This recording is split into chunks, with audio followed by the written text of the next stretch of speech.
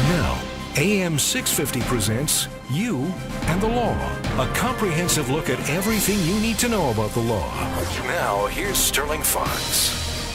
Well, hello, good morning, and welcome to this episode of You and the Law here on AM 650. Today we're focusing on family law, particularly as it pertains to spousal support, parenting arrangements, and child support. And here to help us with it all from the law firm Lindsay Kenny, LLP in Vancouver, is partner Angela Thiel and associate Puneet Kara. Angela, welcome back. Thank you. Nice to see you again. It was a great time last time. Let's see if we can do as good a job this time. Well, I'm certainly looking forward to it as well. And Puneet, welcome to your first appearance on You and the Law. Thank you so much. I'm really pleased to be part of the show. Well, it's nice to have you both with us. Tell us a little bit about Lindsay Kenny, Angela, and your term with the firm. Well, Lindsay Kenny started in Vancouver in 1980. It started with a few guys just out of law school who decided they wanted to try to grow a firm. We opened an office in Langley where Puneet is practicing in the early 90s. We now have, probably 20 lawyers and, equivalent number of support staff. Sure. We are a general service firm, meaning we do everything from conveyances to corporate deals to wills and estates. But Puneet and I practice in the family law area. I do some other stuff. We both do some other stuff, but that's what we're here to talk about. Right. And Puneet, you, as Angela said, you're an associate with the firm. How long have you been with Lindsay Kenny? I've been with Lindsay Kenny ever since I've started practicing. So since about October 2009, I've been with Lindsay Kenny from the Langley office. I operate out of that. And our office location is on 86 and 201 Street. We, in fact, we moved our offices to a new location. We have a wonderful new office, actually. And you serve quite a large community, and you have the advantage of being fluent in several languages, which I'm sure many of your clients appreciate a great deal. Yes, indeed. And especially when you're working out of the lower mainland, it really helps if you have a language skill set to give to people, and the people are more comfortable speaking to you. I actually I'm fluent in Hindi, Urdu, Punjabi, and it's really a big comfort level for the clients when they know that the lawyer can speak to them in their language. I'm sure, especially during turbulent emotional times surrounding family issues. Tell us, though, why did you choose family law? Even though, as Angela said, you both do other legal activities, the primary part or the bulk of your practice or your work is devoted to family law. Why did you choose that sector of the legal practice? Part of that comes from my experience in law school. When I was in law school, I was part of the pro bono family law legal clinic where I was helping people, and I actually did a good, and this was my experience out of the Toronto courts. So I did a lot of helping of the people, and that got me involved into this process. I think there is family law is. It could be as simple as it's a very logical field of law, but at the same time, it's very emotional. Absolutely. So as lawyers, our job is to objectify the issues and try and resolve those issues. And I see myself more as a problem solver than mainly a litigator, because as family lawyers, you need to keep thinking about the means and needs and circumstances of the parties to see what and how efficiently you can reach a solution. Right. Angela, we talked about this a little bit on your last appearance with us. What percentage, ballpark figure, of family disputes, particularly as they relate to divorce and child payments and so on, what percentage get resolved short of going to court? Depends on the lawyer, but 90 to 95%, I would think, it's certainly in my practice. What's interesting is that some of the wealthier people in our community are, they aren't the ones in trial. The matters in which I'm in trial usually involve children, because people will not settle about kids. They can settle about money, right, but they can't sometimes settle about the kids. Okay. We had a rather high-profile local case involving the owner of the Vancouver Canucks, or one of them, and a divorce case, which just got settled recently out of court. Again, a wealthy family with a lot of business interests, and there was much discussion in the press about the reluctance of that information to be revealed on a public basis, as in court. Is that a driver behind settlement in a lot of cases, particularly with wealthy clients? They just don't want their private affairs made so public. Exactly. Aquilini is a case where it was one of the first cases for a sealing order. That is, we don't want anything public because a lot of people don't realize that their matrimonial file in a courtroom is anybody normally can come in the door. What they file in court materials can be accessed if you're a lawyer. So if the Sun sends a media lawyer to look at their court filings, they're accessible to them. Right. Aquilini got a sealing order. I recently got a sealing order for people in similar circumstances where competitive business information is available. Right. And the judges are not reluctant to grant those sealing orders if you give them a good reason. But I've been in cases where someone's walked into the courtroom and said, well, I want this courtroom closed. And the judge says, well, sorry, this is a public process. Right, exactly. You need to give me something more than you want this courtroom closed. So for everybody involved in a divorce, there's a lot of very private information. Yes. That both emotional and financial that's before the court and in court filings. As I say, most of my wealthier clients have, they just, the idea of going to a trial, that's just not something it's they want to abhorrent, do. isn't it? Exactly. Yeah. All right. Let's start at square one on this program today, and let's assume that we're dealing with someone who's listening to us right now, Angela, and they've just had a spat of a lifetime last night, and it's not ended well. And in fact, well, someone didn't wake up in the same bed this morning and has left the house, and oh boy, it's just not looking great. It's probably going to be divorce time. How does the process begin? Well, it's interesting when you said someone's not in the house, because one of the first things we tell people as we talk to them is don't leave the home. Particularly don't leave the home which your children are in and which is your major asset.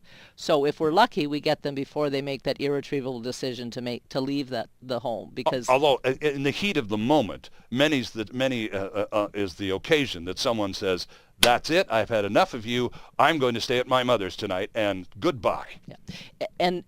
And often we get that call the next morning and we say, well, look, you want to go back to the home.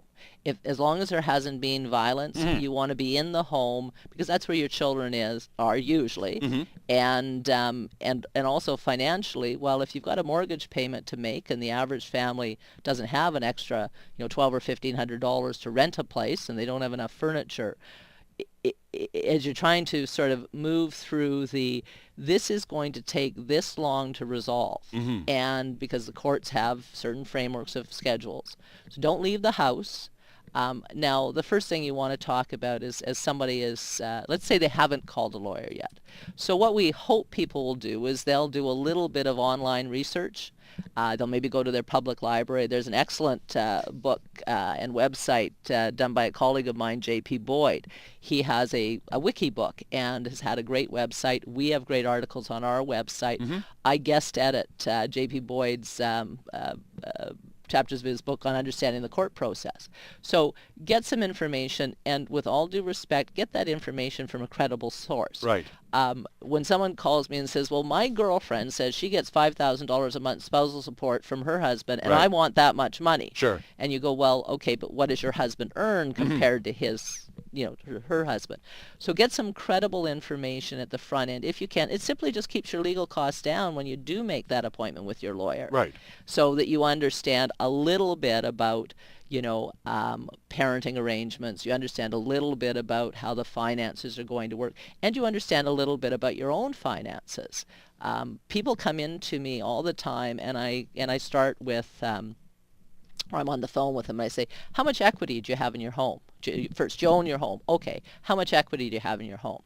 And I hear, oh, we have no mortgage. And I go, oh, that's good. Oh, it's clear. Yeah, okay. Yeah, clear title. Well, Right, that's good. right. So maybe you're going to be able to afford to stay in that home. Sure, sure. Then I say, well, what about other debt? Well, we have a line of credit. Oh, how large is your line of credit? Well, it's $500,000. Well, that to me is a mortgage. Absolutely. So That's the way the bank sees it too. So what happens is that you're saying, get us this information, put it together, and then when you've put information together that's going to allow you to go into a lawyer and start giving them a reasonable explanation of your circumstances, that's going to save you money. Right. It's going to focus your mind.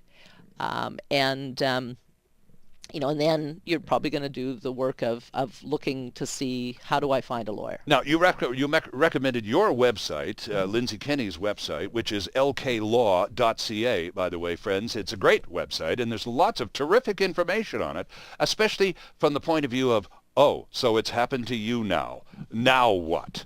I would recommend that as a good place, and you can Google a lot of information as well. But once you determine that this course seems to be the one that we're set on, it's not the course I would have selected, but here we go.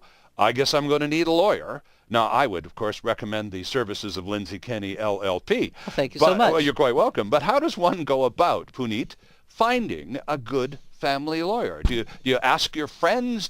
Is there a place you can go online? Where do you start? Mostly, in my view, most of the referrals come from either their family refers them because one of their family members we have done a divorce file for their family member and they've got good service, so they will refer this person in need to come and speak to a lawyer at Lindsay Kenny, or it will be referrals from colleagues, other family lawyers or other lawyers, corporate lawyers out there in the firm, a lot of accountants, and these are good referral sources for me and as a lawyer, and I'm sure Angela would speak to it in terms of getting referrals for family law files, and because some of these people are business people and Sure. they run businesses and they have their books with corporate lawyers and accountants. Right. And when shit hits the fan and they need a lawyer to deal with their family issues, they will have referrals or radio referrals to say, hey, go to Lindsay Kenny and speak to Angela or speak to Puneet. And that's, to me, it's the best source of reference there. Right. You trusted friends, right? Well, it's trusted friends, but also professional Sure. friends. Right.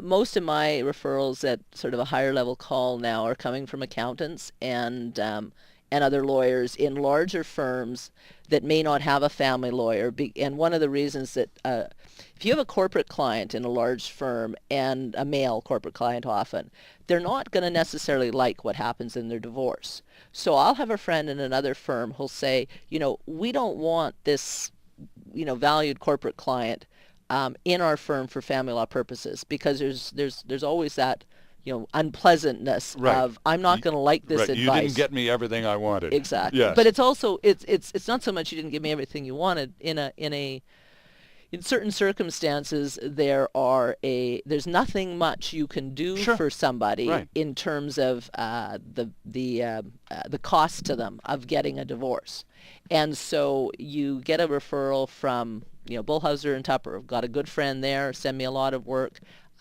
They don't have to deal with an unhappy client because one of their lawyers didn't do a good job in their family matter.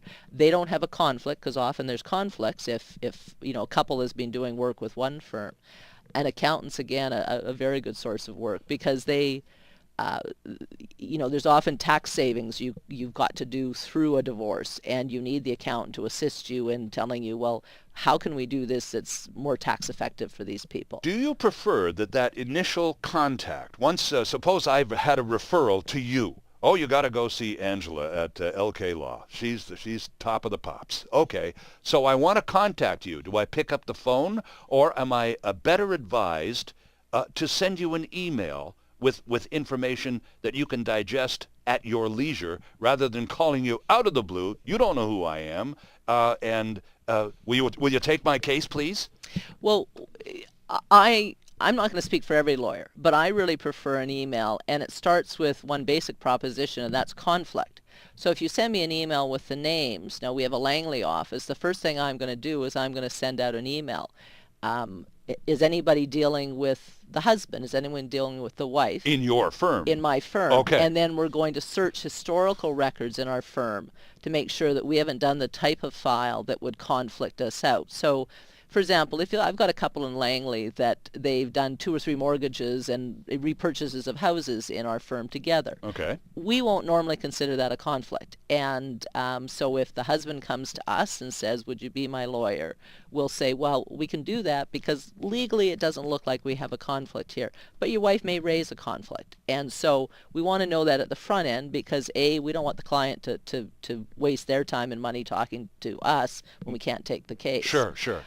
Secondly, in terms of an email, I answer my phone, but I'm in court a lot, and the office is only open in terms of getting through to me without knowing my direct line from 8 to 5:30. If you send me an email after hours, I see it. I can give you a response. I can forward it to Puneet because it's someone in the Langley, Surrey area. Okay. I can forward it to Christine Eilers, who you met the other day. Sure, yeah. Because it looks like someone who has a dispute that doesn't require a 30-year lawyer, and why not save the money by having them see our younger lawyers who are cheaper first. And on the matter of saving money, very quickly before we take the break, what other information would you like to see in that opening, will you be my lawyer, please, email? What are your income levels? What are your assets and liabilities? A brief chronology of you being married 15 years, common law for 10, what are the ages of the kids? Do you both work? What's the traditional schedule for the kids? Are they in daycare? We always need to know if there's a history of family violence. Of course. And the other thing, and I'll be blunt, is if in an email I see someone who says something like, that jerk is not going to see my kids. Right. Or that blankly blank woman is not going to see a dime of my money. Right. I want to know, I don't need to take your case. I want to know if you're going to listen to me. And if that degree of anger is coming out in a first email, then I'm going to have some serious concerns about taking the file. And I may not return your email if I see that in the first sort of approach. Right. I will always return your email. Right, thanks, but no thanks may be the response, right? In a nice way, yes. All right. Listen, we do need to take that break. This is You and the Law on AM 650. We're talking with Angela Thiel and Puneet Khera from Lindsay Kenny, LLP. And again, during the break, why don't you pop over to their website and have a look around. It's lklaw.ca. And we'll be right back. This is You and the Law. There's more of the show still ahead on AM 650.